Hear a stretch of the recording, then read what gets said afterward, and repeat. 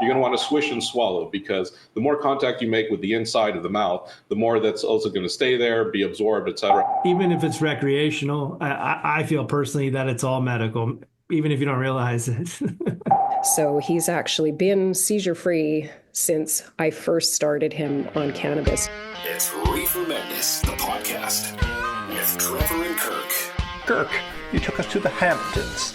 Yeah. This episode will be about going to Long Island, and my little brain was, I couldn't stop thinking of all the detective novels and New York City blues type TV shows we've seen in the past, and like you said, the Great Gatsby. Yeah, we go to Long Island, we go to the Southamptons, and we talk to Little Beach Harvest. But before we go there, do you have any Rosie stories? Do I have any Rosie stories? Doris wouldn't let me take Rosie ice fishing. She was convinced Rosie would fall down a hole. That is unlikely, but Rosie might, however, eat a hook, which would be very bad. So maybe just as well that Rosie hasn't been ice fishing, but I went ice fishing yesterday with a couple buddies of ours, and we took in a ridiculous, cool Jeep, on tracks out there, so it's like driving a tank.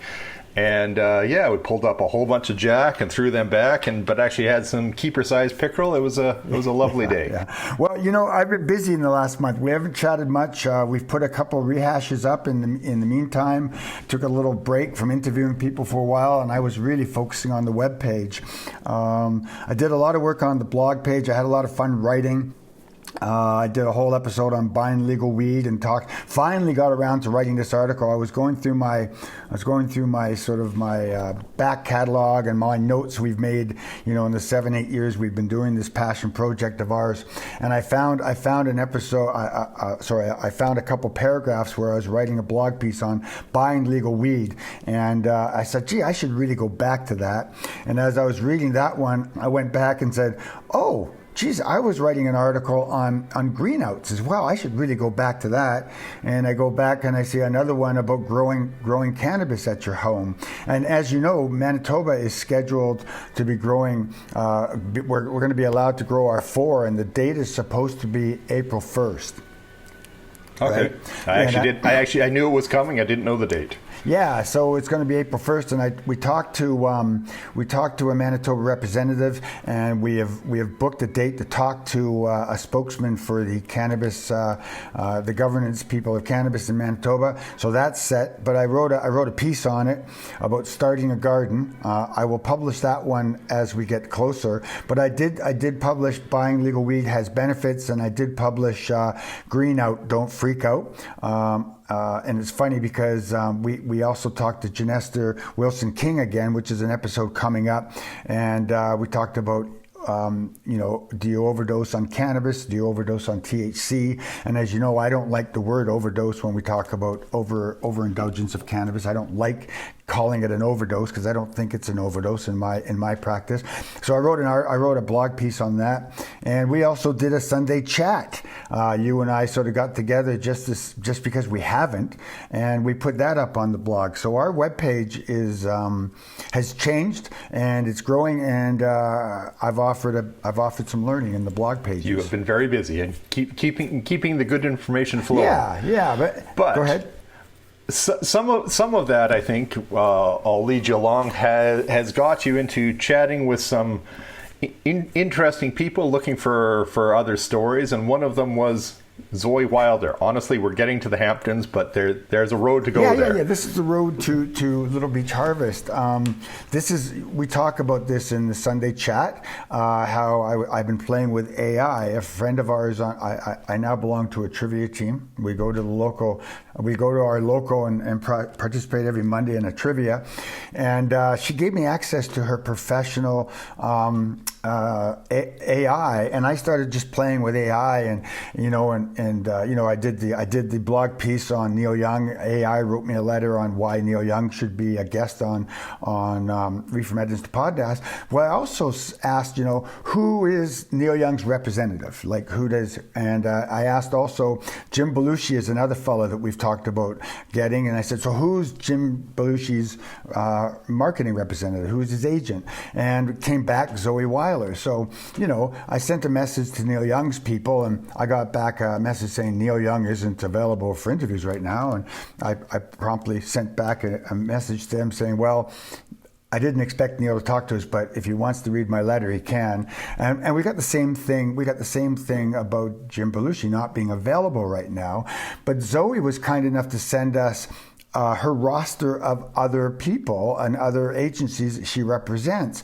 Herself as a publicist. Zoe, really involved in cannabis. Yeah, in a sort of royal way. Yeah, well, listed as 35 most influential women in cannabis. So of course I said, Zoe really would like to talk to you. But I said, respecting the fact that you may not be available, how about Little Beach Harvest? Little Beach Harvest is a tribally owned and operated cannabis dispensary. They're located in Shinnecock Nation territory, eastern Long Island, near Southampton, New York, licensed through the Shinnecock Cannabis Regulatory Division. So, and we talk about this. I talked to Sean Boyd. Sean Boyd is the brand specialist for Little Beach Harvest, and he'll explain a little bit about how they're governed as a Indian territory. So yeah, it's been a really interesting journey to find these guys and to bring them to Reefer Madness, the podcast. So what do you want? You want to just go right into it? Yeah, we'll talk about more on the way out, but one of the parts that piqued my interest, so listeners just sort of how Little Beach Harvest is using their dispensary for local economic development and promote local entrepreneurs. So I thought that was interesting. So listen to that, and we'll talk a little bit more on the way out. Hi, my name is Sean Boyd. I'm working with Little Beach Harvest. I'm here working here as the brand specialist. I'm a Shinnecock Indian Nation tribal member, and I'm just happy to be here having this conversation, spreading the word of Little Beach Harvest and what our mission is here. Wonderful. I'm actually quite excited to talk to you.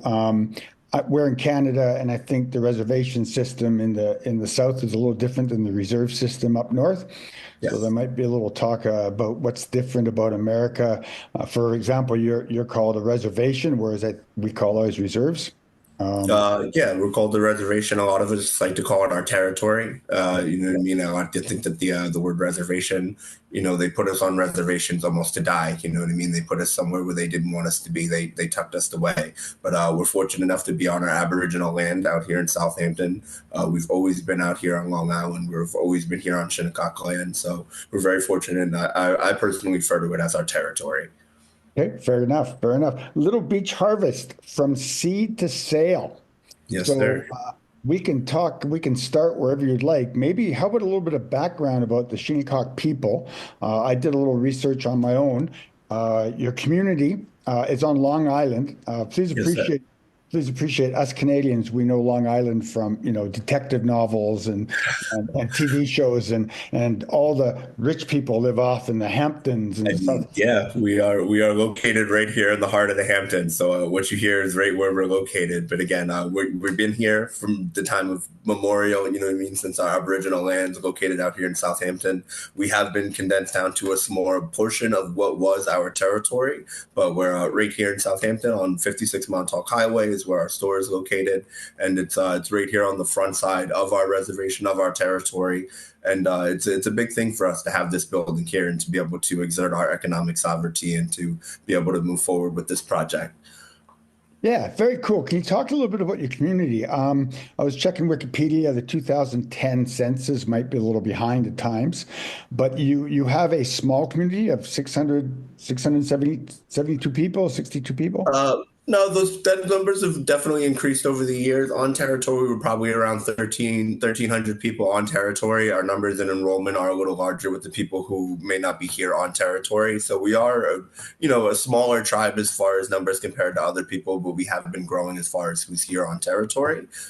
We are here, like I said, on our original land with the acreage that we have here. It's fortunate that we're here. The territory, we're a tribe of resilience and a tribe of resistance. You know, it's been a long time that we've been fighting the colonization that is the Hamptons and that is Southampton and Long Island. And we're just proud to be here. We're proud to be Shinnecock people, and we're a face of many different people. We don't always look the same as a lot of people may see when they see this, or, you know, think I may not look like what the typical face of a Native American is, but we are very much proud of who we are. We love our culture. We love our people. And we love the community that we are. Very cool, man. So your community, again, 2010 census suggests that you have an older community. A high percentage of your population of your community is over 50. Is that still a thing? No, I would say it's starting to grow. It's starting to balance out. I would definitely say, you know, my generation is starting to come into our own. We're in our 30s and 40s now. Some of us are having kids. My brother himself has 2 kids. My sister has kids. So the generation is starting to change as far as the tides of what's here. Our elders are definitely still a very large part of our community, and they're, you know, who we care about and who we look to take full care of. But, you know, we're also looking at the future generations of us that are here, because, you know, we're looking for the next 7 generations is what we care about. You know, we want to make sure that we're building something for the next of us that are come, because we are starting to grow. We're starting to grow in numbers. We're starting to grow in just what we're capable of. So it's definitely a changing tides almost. Yeah, and the reason why I'm focusing on your community is it's a big part of your marketing. Is it 4% of the revenue from Little Beach Harvest goes back to the community? But I want to spend a little bit more time. Is Taboo still your grower? He's one of our growers. He does have his own company. He's not just our grower. He is his own business entity. And that's one of the greatest things about Little Beach Harvest. It allows for people to become entrepreneurs and step into their own businesses and step into their own lights. Taboo's a phenomenal grower, and Bashan is still a phenomenal product. It sells off of our shelves. And we're very happy to be able to do business with him and to be able to shine a light on someone like him that has the passion for cultivation, that has the passion for plant medicine, and has the skills to do it, and has a great product. So yeah, he's still here. Product's still going strong. We're hoping to get the next batch of whatever is rolling out. We're always excited for his product. But yeah, that's one of the big things about this project is the community that we're trying to allow to have an opportunity to be a part of. Cannabis is such a vast growing market. And here in New York, here on Long Island, they're doing great sales. They're doing millions of numbers in tax revenue. And we're trying to get a bit of that. And instead of it being a New York State tax, because we are our own governing body, we do have our own ordinance. Instead of it being a New York State tax, that tax goes back to our community. You know what I mean? So the dollars and the revenue that come into this building are not only going back to the Shinnecock Nation as a whole through that, but it's also going back to individuals of the Shinnecock Nation, as you mentioned, as Taboo in his product. Mm-hmm. Yeah, well, I was doing some research on your company, and what sparked my interest was seed to sale, and Yeah. It sounds to me that I was going through your webpage, and your products are all from within Little Beach Harvest, right? So you're not a majority of our products. We do have some partners that are, you know, New York State brand products. We are allowed to carry New York State products and licensed products, so we do have them as well. But a majority of our products are Shinnecock brands. And again, it's just about that entrepreneurial spirit. You know, there's a lot of people that want to get into the business and want to get into the cannabis market the legal way and the right way. And getting a New York State license is hard. It's a lot of red tape. It's a lot of litigations. It's a lot of rules. And us being a sovereign nation, we're allowed to create our own ordinances. We are allowed to create our own rules. And it's something that we worked really hard to do. This project wasn't just an overnight project. This was almost 8-10 years in the making of tribal voting, of tribal laws. How are we going to do this? Like, to jump into the cannabis market, we knew that there's a stigma around cannabis and brown people. You know, there's stigma around just about anything that Native American people try to do as far as entrepreneurial business, whether that be gambling, whether that be just whatever the case is. There's always that, oh, they're doing this. And we knew that doing this in Southampton and being in the cannabis market, we were going to have to approach it the best way that we could. We were going to have to approach it with as most honesty as we could, and we were going to have to approach it as a community. So it took voting on ordinances, it took time, and it took the patience for us to be able to be here to have this conversation today. Mm-hmm, I bet it did. Like New York legalized in 21. 2021, March 31st. Well, recreationally, yeah, they put Okay. out medicinally first, and that's when we had first started. Our ordinance was for traditionally just medicinally, you know what I mean? Because that's what New York State was. And yes, we are our own governing body, but we wanted to coincide with New York. We wanted to have it be as less friction as possible as far as what we were trying to do, what we were allowed to do. So we watched what the state was doing. We tried to implement those things in our policy, see what was working, what wasn't working. And as time gone, and they did decide to go full-blown recreational, it was like, all right, well, now that avenue is open. How are they doing it? What are they allowing people to do? We watched as that market was starting to come into play, and we saw that certain things weren't working. So with us having our own rules, we were allowed to allow Taboo and other growers like himself to do indoor growing instead of just outdoor greenhouse, which it has a vast change on the quality of product in which you're producing. And that's no offense to any grower, but that is what the product is. That is what the science of the plant is. So us having these rules and allowing us to do other things that say New York State rules can't do allows us to provide a different product for our customers and allows our producers and our people to do something vastly different. Okay. All right. That's sort of, so were you doing medicinal before the rec market? Because your business is still measured in months, right? You're 15 months old? Yeah, we're 15 months old. So right now we've always just been, since we opened our doors, we opened as medicinally, as recreationally with that option. Our focus truly is the idea of plant medicine. We don't just want to look at it as recreational or medicinal. If you're using this plant, you're using this plant for yourself and you're using it for a purpose. We all have our own relationship with plant medicine, and who are we to label it as recreational or medicine? If it's my rec time to be able to relax and use cannabis for downtime and to ail my body, my ailments after a long day, how is that not medical? You know what I mean? So it's a thin line to say what is and what isn't. Yeah. You know what I mean? So exactly. Yeah. So and with us allowing ourselves to, again, have our own policies, we recognize that. So we don't just want to put a label on it. When you step into Little Beach Harvest, we want you to have a cannabis experience. We want you to be able to have the opportunity to seek knowledge, whether that is on the medicinal side of it, people learning more about CBD, CBG, CBN, you know what I mean, topicals, sublinguals, all those other things that are almost considered medicinal because they're not in the recreational space.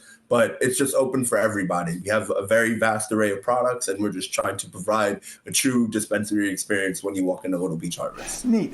You do have a very pretty building. Your webpage has a video. I've gone through it. It looks like a very open space place. My experience with walking into an American dispensary was several years ago. But when I walked into the dispensary, they had the medical side and the rec side.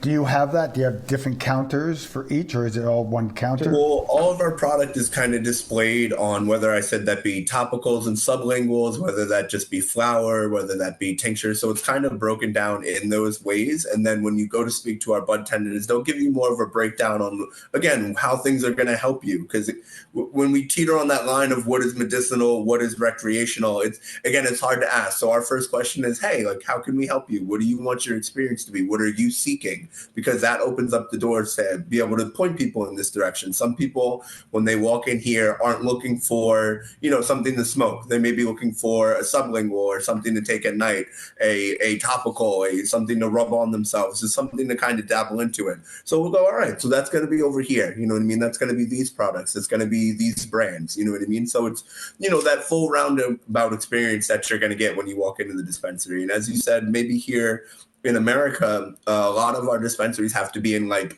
warehouse districts or, medical kind of districts. They're kind of tucked away. The buildings are big cement buildings, big block parking lots, this, that. And as you said, from our website and our building, beautiful, big open space. Our building is very open from the beginning in the design. We were very hands-on about what we wanted this space to be and what we wanted the cultivation feeling to be when you walked into the building. And that's one of the rules that we have and one of the freedoms that we have being on sovereign territory is we don't have to be tucked away. We can be right out here in the open. We can have a beautiful space. We can have a welcoming space. We have consumption here on site. We do events where people can movie nights during the summer where you can, get a J with your movie ticket and sit out in the parking lot, out in our big lot on the side. We put up a big projection screen. We allow people to be comfortable in the space to try to take away that stigma of what is cannabis. Everyone's welcome here. We just want to build the community and be a part of a community, not just here on Shinnecock, but in Southampton. We are located, as you said, in the heart of the Hamptons, and we're part of this community no matter what. Yeah, again, educate us a little bit more on cannabis laws. And we have a very interesting situation where cannabis is legalized federally, but the provinces, our provinces manage it. So every jurisdiction is a little different. In New York State, or on your territories, are your bud tenders allowed to... What are your bud tenders allowed to do? What flexibility do they have to educate your customers on cannabis? Well, again, here in New York State, here in the United States, federally, it's still illegal. I know that they're making towards or headway towards deciding on what that's going to be changed or how they're going to reschedule cannabis in the United States. But what the government has allowed is for states to vote on rules and regulations on policies about cannabis. So each individual state in the United States has its own laws and regulations, whether that be strictly recreational use, medical use, or a combination of said both. Here in New York, we have a combination of said medical use and recreational use. And over the past few years, they've now opened dispensaries to be open and things like that, so forth. With us being on territory, there's a lot of restrictions that licenses in New York do upon growers and cultivators as far as outdoor cultivation, indoor cultivation, and things of that nature. It's a lot of regulations on percentages of THC in products that can be in products and controlling of that, which is all set forth by the New York State Regulatory Board for Cannabis, or the OCM, I believe is what they're called. I hope I'm not misspeaking. But they themselves are a regulatory division in New York State that sets forth the laws in which the people in New York State can do. Okay. Us being a sovereign nation, the federal government was saying that anyone who's a sovereign nation being federally recognized by the government as its own entity and body has the right to vote upon laws and ordinance amongst its own people. So that's where we put in laws saying that, hey, this is what we are allowed to do. This is what we are not allowed to do. And our cultivators do have a wider space to be able to cultivate by being able to do indoor cultivation and facilities. It just, again, allows for anyone who knows the science of cannabis and knows the science of growing. It does allow for a more controlled environment. It does allow for you to have tighter, avenues of light, avenues of this and that. And here in New York, it is very seasonal on how you can grow. Our soil is very sandy. You know what I mean? It doesn't have the same structural hold that cannabis plants need. So outdoor growing is a hurdle that a lot of growers in New York have had to get over. And I commend them. This is not a knock to anyone here in New York that is in cannabis. I commend you for everything that you have done with all the red tape and litigation around you. They're great people. We are out here in that world. We have relations with them. We commend them for what they're doing. But we here on the Shinnecock Nation saw those struggles and said we don't want our people to have to deal with those same struggles. If you're saying that you, as a skilled grower and a skilled cultivator, saying that this is what you want to do, this is what's good for you, this is what's good for the plants, good for the people, good for business, then we are allowing them to do those things. You know what I mean? Everyone has their expertise, everyone has their knowledge, and we're allowing our people to shine in their expertise and their knowledge.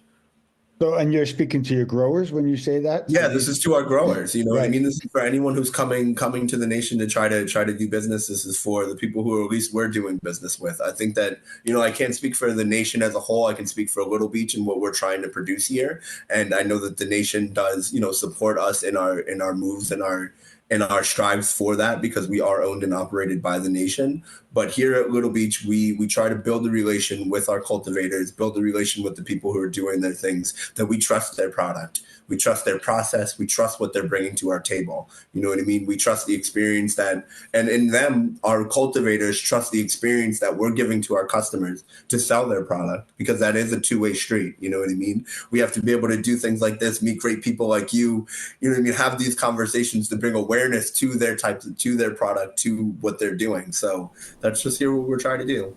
That's really cool, and I want to dig a little deeper into that. Actually, I want to two side questions real quick. In New York State, can you consume recreational cannabis publicly in spaces? Okay. You can consume New York State, you can consume cannabis anywhere publicly. You can smoke tobacco. So if there's like a no smoking sign, then like you can't smoke there. But anywhere in New York State that you can smoke tobacco. I mean, cannabis freely. And obviously, your nation is responsible for your own territory. So when you're watching movie night and someone lights up a J, that's within your territory. Okay. Step on to Shinnecock Nation, whether it be here at the dispensary or anyone here, you are on sovereign territory. You are on our laws and our rules. So again, when you step into 56 Montauk Highway, which is this dispensary, we have the rules that we have. Of course, we are as safe as possible.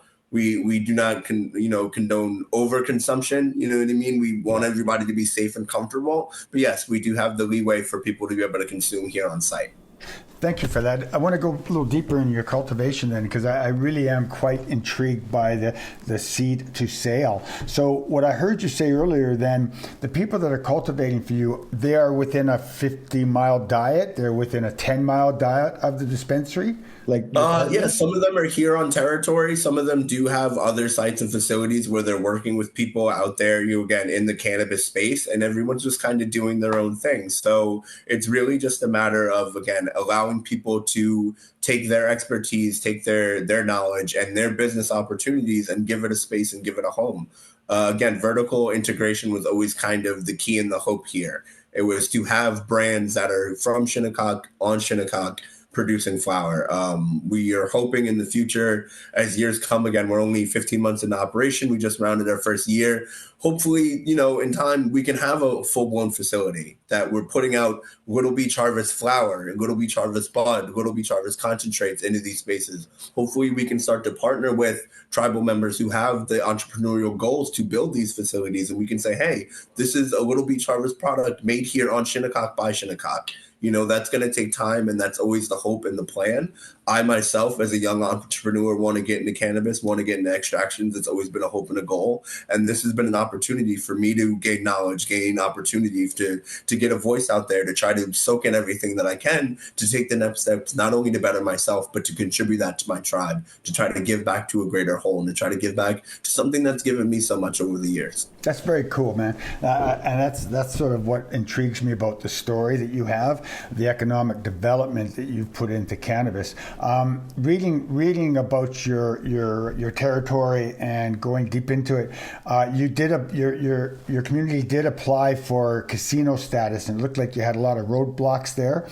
Did you ever get your casino up? No, I mean, and that was a few years ago when I was very young, so a lot of that happened back before I was really into, what was happening structurally wise, being the Shinnecock entity. And I think that what that comes down to is we've always looked for economic opportunity.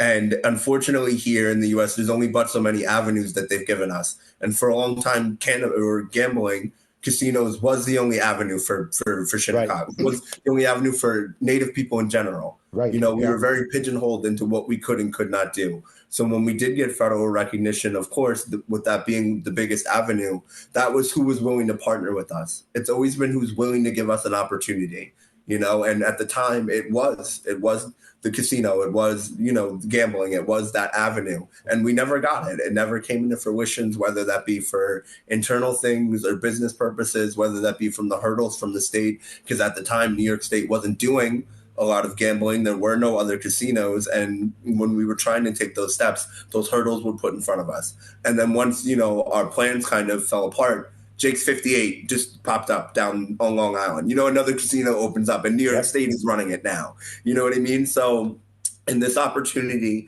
when the government was like, hey, federally recognized tribes in cannabis, we're hands off. We're allowing you guys to do it just like we're allowing it to do any other state. We saw an opportunity there. And that's why we stepped into this space. And we not only did we step into this space because of that, but to reclaim that idea of plant medicine and to reclaim a tradition that is ours and that was ours and that was stigmatized. And you know what I mean? For it to be being pushed into the forefront now of the medicinal purposes of it was something that we've always known. And for us to not have an opportunity to capitalize on that economically would be foolish. And it would be for naught if we didn't try.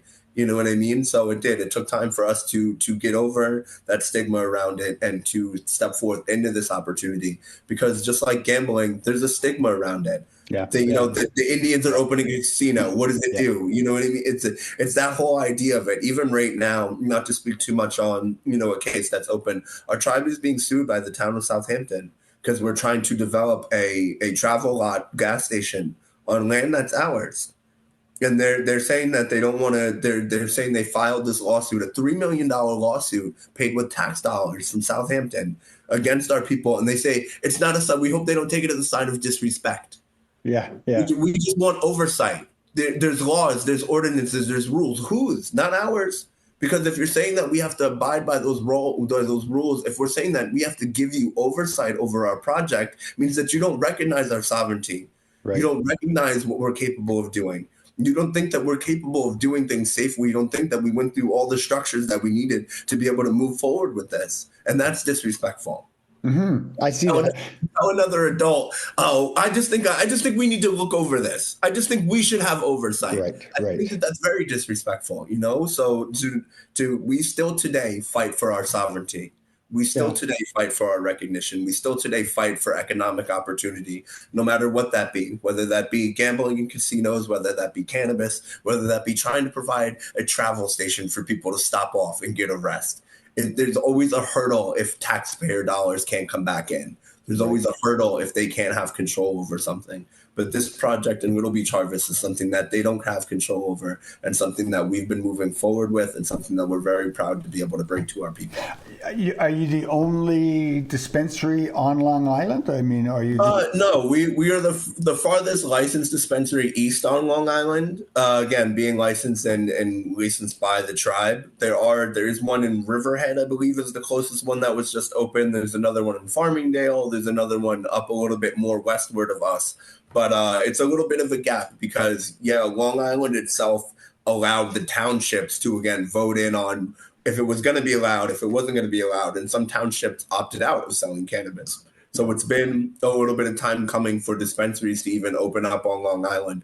And that was also a trouble that a lot of producers were having because they were growing all this flower. They gave a bunch of licenses out to growers and cultivators, but then there were no dispensaries open for them to sell to. There were no brands for them to sell to. So us being open allowed for us to have an avenue for some New York markets. There are some New York players in the market to get in, and for us to thrive as a tribe to create opportunity for ourselves. The reason why, again, I'm asking, what I find fascinating, I go back to the seed to sale thing. What I've come to understand about recreational cannabis and even medicinal cannabis in Canada is the distance in which that cannabis has to travel back and forth. And it loses its trichomes, the flower gets dry, it becomes old. You never really know when it was harvested. You know when it was packaged, but you don't know when it was harvested. Seed to sale, your cannabis isn't traveling very far. I notice you use foil packaging, not plastic cups. It kind of depends. Everyone has their own packaging, whether that be the Mylar bags that are seal-proof and airtight, whether that be people who have jars. Elderly people proof. You can't get into it. Yeah, you know what I mean? They trick me up sometimes, too. I'm rubbing them together, trying to get them open. They say child-proof for a reason, but I'm like, is it really child-proof? No. Arthritic-proof. But no, we have a vast array of different products. Because, again, everyone is individually owned and operated, so it's different packaging as far as the rate. But as you were saying, the sale to seed, it does operate a little faster because the people who are running these brands are some of the people working with their own team of cultivators or some of the people doing their own cultivation. So we get to have that conversation of like, hey, how's it going? And they're like, hey, I'm 3 weeks out. Got plans going into this, gonna prop this, that, and by the time it's bagged and ready to go, we know. You know what I mean? Yeah. That's one of the really cool things about being able to build these relationships with these brands, and it being kind of so personal because we are smaller, we are tight knit, and we don't have to answer to all these other people. You know what I mean? So we get to build these relationships with these brands and really see how they work. It is a cool conversation when you get to see on someone's phone like, yo, this is what I got going. This is the next batch. This is what it it is. Like, you can swing by if you want to swing by. Yeah, you know yeah. what I mean? When your cultivator can say that to you, and you can go and step into a room, and I'm sure you've been in plenty of grow ops, and Yeah. you get that Yeah. humid, sweet smell, and you're like, oh, you can just warm when you walk into a cultivation, to a cultivation center. It's a beautiful thing. So to get to witness that, and then to see that product come into the store, and then to watch people purchase that product and enjoy it right here on site, it's a beautiful full circle moment. Well, that leads me to your marketing. We're redefining the way people think about cannabis. Our mission is to revolutionize the cannabis industry with customer-centric approach and passion for quality. You pretty much have said that to me. I mean, last year at our 420 event, we had over 1,300 people in the door into our event, and it was people of all walks of life. Older generations. We had a Grateful Dead cover band play one chunk. We had a reggae band cover another chunk. We had a DJ, you know what I mean? So there were people from all ages, all walks of life here just to enjoy cannabis in a safe space. And no one felt out of place. No one felt weird. No one felt uncomfortable asking for a lighter, getting papers, enjoying the different activities that we had, people playing card games together. It was just a community feel. And you can see it in people's faces when they walked out to an event like that. Like, oh, this is cool. Like, oh, this is really chill. Like, I can just spark a joint right here and just like enjoy my time and listen to some music and just enjoy life. You know what I mean? And just enjoy what this plant provides for people. And that's one of the experiences that we hope to be able to keep providing here at Little Beach Harvest. It's just an environment to come and enjoy cannabis in a space that you feel comfortable. Fantastic. So 4% of your sales, is that net or gross going to your community? Gross, I want to say. I don't want to be misspoken, but I believe it's a quarterly gross. We put it into the community and we give back to different things. Can you give me an example in the last 15 months what you can say this is what Little Beach Harvest has done for our community? I can't give you number wise, but I know that it's been great to see the opportunities that we've given people. We did an art show here, and a lot of the artists that we featured were Shinnecock artists and people of the community, and just to see them have a sense of pride of seeing their art up on the wall. My uncle was one of the people, and he was like, nephew, I think this might be my first hanging ever. And to hear my uncle, who's been doing art since before I was born, taking pictures since before I was born, for him to have that space and that opportunity, that's an amazing thing. That's giving back to our community. We are very much a grant-based funded tribe, being federally recognized. A lot of our infrastructure is funded by, the government. So us creating this opportunity and giving back no matter what we can is an opportunity for our elders program to keep going, for our Boys and Girls Club to keep going, for us to invest in our cultural program to build a proper cultural center. Right now we're doing renovations on our tribal center, and it would be great if we could have more money to be able to give to things like that. And not only more money, but more exposure for the needs for opportunities, for, exposure for things, more fundraisers, more just different things. Those are things in the future that we hope to be able to give back to and provide here at Little Beach Harvest. Sometimes it's hard to just put a monetary goal on something. And sometimes it's a little tough to see exactly how monetarily things go. But giving an opportunity to somebody, providing a space for somebody, giving them an opportunity to provide not only for themselves, but for their families and their communities, that's a real goal. That's providing sovereignty. You know what I mean? It's one thing to call yourself a sovereign nation, but it's one thing to be able to take care of yourself, to be able to take care of your nation, to be able to give back to your nation. And I think that that's something that our nation has been striving towards. We are working towards that. It takes time. It's not easy. You know what I mean? It's a lot of back and forth. There's a lot of this and that on what's the right decision, because we're moving as a tribe, we're moving as a people, we're moving as a family. And sometimes that gets hard. That gets real hard when things can get a little personal, when it's cuz that you're yelling at, you know what I mean? Or that you're not yelling at, but you're having a dispute with, you know what I mean? Yeah. So, but again, this project is to try to give back. We're not perfect. Nothing's going to be perfect. We're open to listen. We're here for the community. We're trying to give back. And opportunities like this are opportunities for young entrepreneurs such as myself and just other people that are willing to try to play ball. We're here at the table. We want people to come to the table, and we'll have conversations. As a business in a restricted industry, are you prepared to speak about the banking? How is the banking process? What do you do with your cash? We are fortunate that, since New York State does have licenses here in New York State, there are banks that are willing to do business with people who have licenses. And I believe, if I'm not, again, misspeaking, it might not be my place. We do have a bank account. We are very legitimate. You know what I mean? Our money goes through cycles and, just like anyone else, so we do have a bank account. We are working with people who are working with cannabis here in New York State because, again, it is recognized, it is licensed, it is ruled. We are a business entity. So yeah, we do business just like any other dispensary does and operates. Wonderful. One of the things I picked up when I toured Colorado, I think it's probably about 7 years ago, was that they had a lot of cash they didn't know what to do with. Yeah, it was a big thing of banks not wanting to touch that money because federally it's like, you know what I mean? But as those avenues are opening up, people are trying to legitimize it as much as you can, because the more that you keep that stigma on it, the more that money's going to stay in the gray, the more that money is going to be out there floating around, you know what I mean? And that wasn't, again, the state's point of at least trying to tax it and create some revenue. You know what I mean? It's always about a source of revenue or a source of trying to give back to some sort of community. So again, the more that we can control it, the more that we can open this up to be a fully controlled and regulated market, just like anything else, you know what I mean, that we can remove these stigmas, these barriers, these limitations, the more we can all do business together. Fantastic. We're coming to the end of our time, Sean. Is there anything that I did not ask you? Is there any message you want to give our I mean, again, I'm very grateful for this conversation. So thank you for this. If you're in the area on Long Island, check us out at 56 Montauk Highway right here in the Shinnecock Indian Nation. If you just want to learn more about Little Beach Harvest, the tribe, our mission, littlebeachharvest.org is our website. We are also on Facebook and Little Beach Harvest Dispensary and IG at Little Beach Harvest. So those are just different ways to find us. Of course, we have links to just other things, Shinnecock Nation. And please, just all the listeners out there, look up our people, look up our nation, hear who we are, hear our story, and, recognize that our fight for sovereignty is the same just as other people out there in Native country.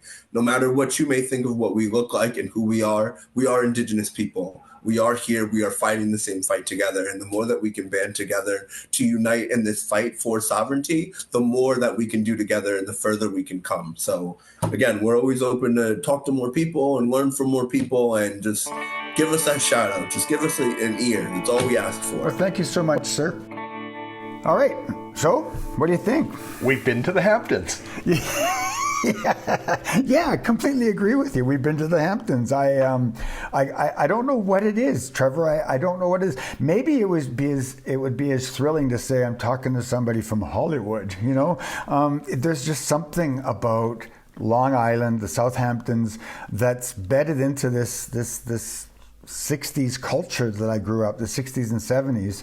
Oh, it's been on TVs and movies forever. But on a more serious note, the date we recorded this was March 9th. There are some serious brush fires on Long Island, and as of time of recording, hasn't actually got to Little Beach Harvest or the Montauk Highway. We're hoping that is still true when this goes forward. But so we're really hoping everybody associated with Little Beach Harvest is okay with the Long Island brush fires. In real time, yeah. So again, one of the reasons why when Zoe sent me her roster of people she represents, what really honed me in on this issue is I've been trying to find First Nation stories in Canada, again, since we started this passion project. I've walked into First Nations dispensaries. I've asked for stories. I've emailed First Nations dispensaries, and I've heard very little back, and I haven't been able to coordinate. This one going through a representative, she really responded very quickly, very, very quickly. I was quite impressed. Zoe, you made me feel important, and I think I told her that in the email, because there's been many times that I've sent out emails to celebrities and received crickets, right? You hear nothing back from them, and it makes you feel kind of small. But Zoe truly responded in a positive way. And this story really got to me. And what got to me about this story was that, on their webpage, they talk about we're redefining the way people think about cannabis. They have a mission to revolutionize cannabis industry with a customer-centric approach and a passion to quality. And I talk about it when I talk to when I talk to Sean, how really, what's the definition of craft cannabis, right? And from what I can gather, is that their cannabis is coming from a 10-kilometer diet. Like their friends and neighbors on the Shinnecock Nation are growing the cannabis that they're selling from the dispensary. So this is fresh cannabis that has traveled very little. That impresses me. Yeah, no, it does. And Sean talked about it a couple times, but completely unrelated, but I just thought it was really cool. Movie night. Isn't that a great idea? Yeah. Out in their parking lot, a cannabis-friendly movie night, everyone from the elders to, I assume, I can't remember, but I assume there's a cutoff, 18, 19, 21, whatever it was, but adults from young to old, no, not kids, but, in there in a friendly environment, watch the movie, enjoy the cannabis of your choice. I thought that was really cool. But circling back to the economic development, he's saying, there's just not that many things that a tribe, a community is quote unquote allowed to make money off of. They tried the casino route, but it's didn't happen, and so they're using this as economic development, and I think they're doing it in a great way. Like you said, they're promoting local growers. They're allowing local, obviously local people can come there. Anyone who travels down the Montauk Highway can stop, and it's not exclusive in that way. It's not that kind of Hamptons exclusive. But yeah, promoting local growers, local business people sort of through their dispensary to grow businesses, to grow the economy, literal economic development. I thought that was really cool. Yeah, and to comment on what you're saying about the movie night, what I saw there was destigmatization of cannabis. I mean, we in Manitoba, we're so uptight about cannabis. We have a federal law that says we can consume cannabis as a legal substance. Part of the Canadian law also says we can consume cannabis as medicine, and every jurisdiction is responsible for their laws. Well, in Manitoba, the Conservative government that made the laws in 2018 basically said, yeah, you can consume cannabis, but as long as it's in your domicile and as long as you own it. Because if you rent it, the owner of the rental could say no. If you live in an apartment, well, you can't consume it because you're not allowed to smoke. So we've got smoking cigarettes, smoking cigars, smoking cannabis all lumped into one. So essentially, there is no place you can consume cannabis in Manitoba unless you do it in your own backyard in a property that you own, right? So that stigmatizes cannabis. Whereas these guys talk about walking into a beautiful dispensary. If you go on their webpage, and it will be linked to our webpage, they have this beautiful, wide open structure, wooden structure. You walk in, it looks like it's a lot of glass, a lot of wood. You go in and you choose your craft cannabis that was grown within a 5 kilometer, 5 mile radius of where they're selling it from. And I'm picturing green craft cannabis, in downtown Dauphin kind of thing, right? Because they've got this. They talk about having commercial cultivators that are using state-of-the-art equipment, and so I'm picturing this beautiful grow op. They harvest the flower on Tuesday, they cure it for a couple weeks, and then they sell it to the dispensary. You go in, you get yourself a nice bit of cannabis, you get your pipe, you light it up, out in the parking lot, and you watch a movie. And it's chill. And it just seems so natural to me that should be the way it is. But here we are in Manitoba where you can't do that. There's no chilliness and There's no chilliness in Well, Manitoba. there's chilliness, but no chill. Yeah, so I really enjoyed it. And you're right, 4% of their gross goes back into the community. His uncle got to display some photographs. They're building something from this. Right, I forgot about the art show. Yeah. Yes, the movie night in the art show. Yes, that was very cool. What I like about what I'm envisioning, of course, I sense that Little Beach Harvest probably has nice packaging. It's going to be properly labeled and stuff. But I sense this chillness I felt when I went into Haida Gwaii, Masset and I went to Haida Hayes, and you remember they were just quart sealer jars. They're jars of cannabis. Yeah. I mean, it can't be any more natural than that, right? And I still marvel at the fact, and I think it's in my next blog piece how I'm going to go spend Sunday afternoon at our local brewery watching people perform plays that were written in Dauphin, and it's natural to sit down with a homebrew stout, watching local people perform local art and local printed word in an alcohol establishment, but we can't do it with cannabis yet. Right? Yet. One more thing. I know. I love local. Yeah. I know it's important, but back to Little Beach Harvest. I was also impressed with. I got thrown in because is how they leveraged. And sorry if I get the terminology wrong, but the local tribal, the local community, the local reserve laws to get things done, because they've got.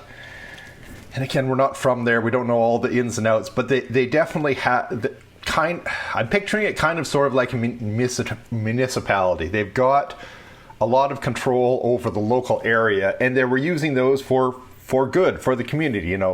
Here's what we can and can't do. Here's things like the art show and the movie. So they just kind of like a municipality. And sorry if I'm saying it wrong, but they seem to have a lot of territory, but their territorial laws to make this happen. I'm impressed how well they leverage that to make the whole experience better. Yeah, I just like how it's done so chill, and hopefully we'll get there in Canada where we're also chill with cannabis, and people can just be comfortable with it, because there's still that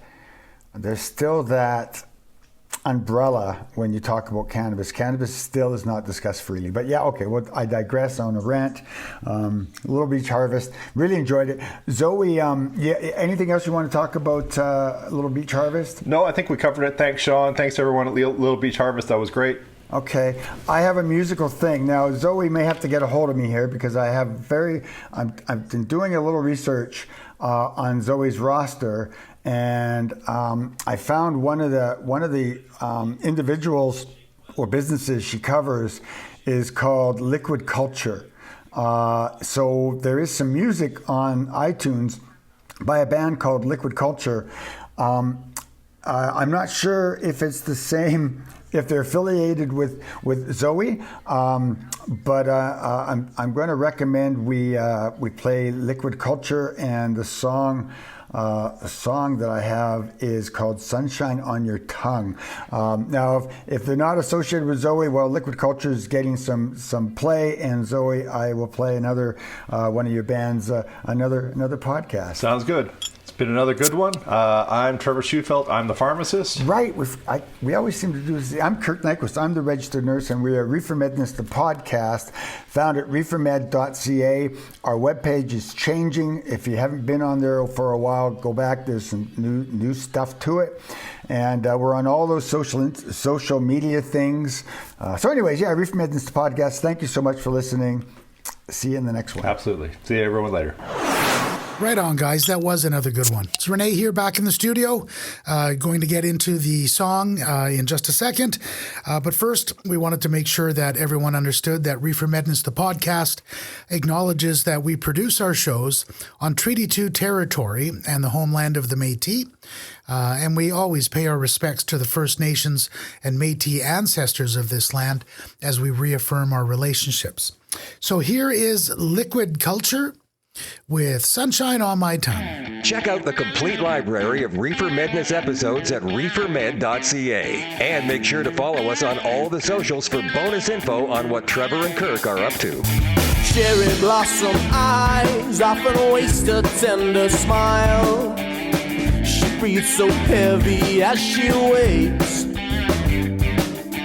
Preacher of your mind sings a sermon to the soul. It takes a lot to listen in. Said it's better for you if you let it up and now you got it twisted in your head. Now you're sifting through the pieces and you don't stop. And you don't stop. Said it's better for you if you let it up and now you got it twisted in your head. Now it's tearing you to pieces and you don't stop. Don't stop. But please, it's a lot to handle. Go, son, this ain't no sample.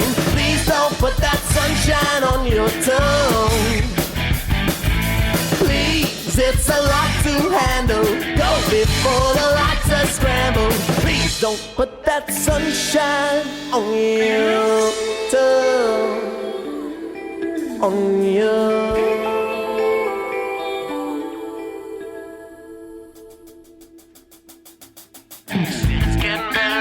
to the center and notice that when the system starts to resonate a certain way, it won't stop. And it won't stop. Don't ignore the shoulder, the pieces into order as the effort does the flow. It doesn't take you from the matter that it won't stop. And it won't stop now. Your temptations sparking apparitions. Why does no one get the Grateful Dead? Must be something wrong with my head. Premonition, molecular division, and the entropy is running far too high. I think I might die. Oh, please, it's a lot to handle. Go, son, this ain't no sample. Please don't put that sunshine on your tongue. Please, it's a lot to handle. Go before the lights are scrambled. Please don't put that sunshine on your tongue. Put the pieces into place. That's a matter of distaste. Please don't put that, please don't put that. Please don't put that sunshine on your tongue. On your tongue. On your tongue. Gonna be a long day if you place it on your tongue. On your tongue. Right on the tip of your tongue. Feels like a tongue weighting down.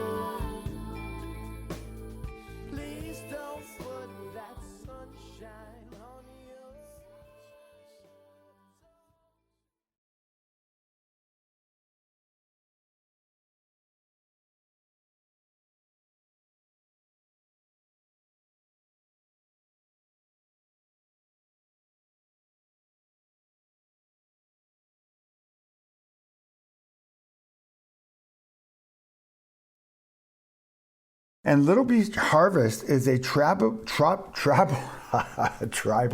Okay, Little Beach Harvest is a tribally.